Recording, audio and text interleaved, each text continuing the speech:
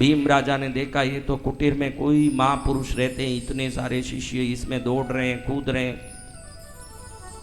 भीम राजा जाके अंदर देखा तो अंदर विशाल तेजस्वी स्वरूप लेके साधक पुरुष महापुरुष एक मृग चर्म पर बैठे हैं। उनके चरण में नमस्कार करके राजा विस्मित होकर उनको देख रहा है कि ऐसे दिव्य कांति वाली काया वाले ये महापुरुष कौन है। इसके आशय को समझते ही महाराज ने कहा, राजन विस्मित न हो, त्रिशंकु के लिए स्वर्ग बनाने वाला और धरती में सभी प्रकार के सुख को देने वाली तपस्या करने वाला मैं विश्वामित्र ऋषि हूं। कौन है?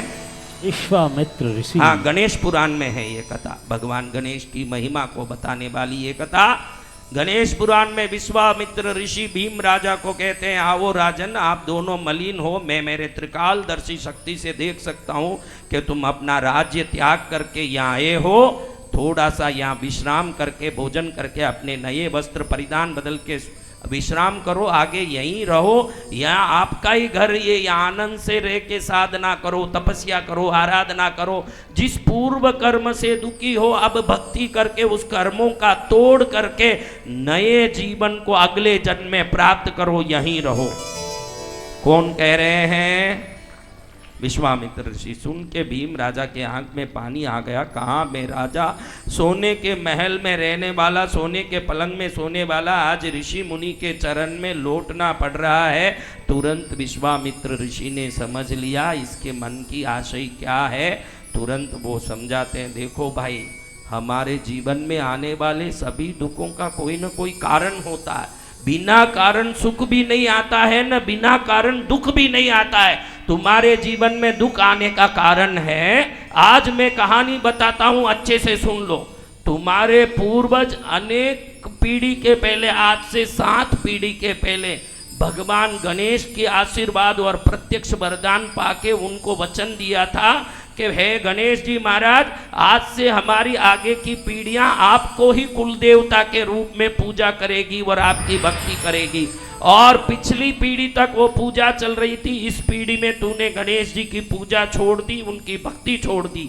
गणेश जी की पूजा भक्ति छोड़ने के प्रभाव से, उनके कोप के कारण आज तुम पुत्रहीन बना हुआ है। ये कारण मैं बता देता हूं।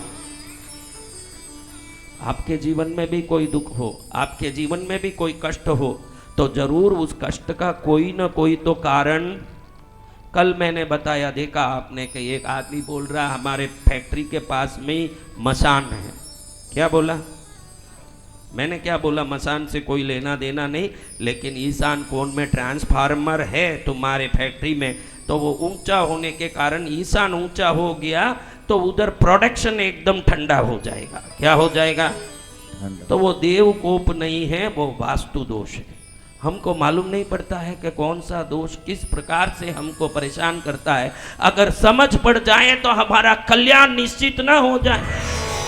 हम दुखी हैं तो दोष से दुखी नहीं हैं, अज्ञानता से दुखी हैं। इसलिए बहनों, मैंने घड़ी घड़ी कहा कि मोबाइल से कुछ सीख लिया करो, कुछ जान लिया करो। कुछ बातें सीखने जैसी भी उसमें आती है, लेकिन आप सीखने जैसी बात तो कुछ उसमें सीखते ही नहीं हो। हाँ, कौन कौन सीखने जैसी बात सीखते हैं? सब सीख रहे हैं। मैं मानूं ना, मैं मानूं तब ना। आप सीखने जैसी बात ही सीखते हो, ये मैं मानूं तब होगा ना, मैं नहीं मानने वाला।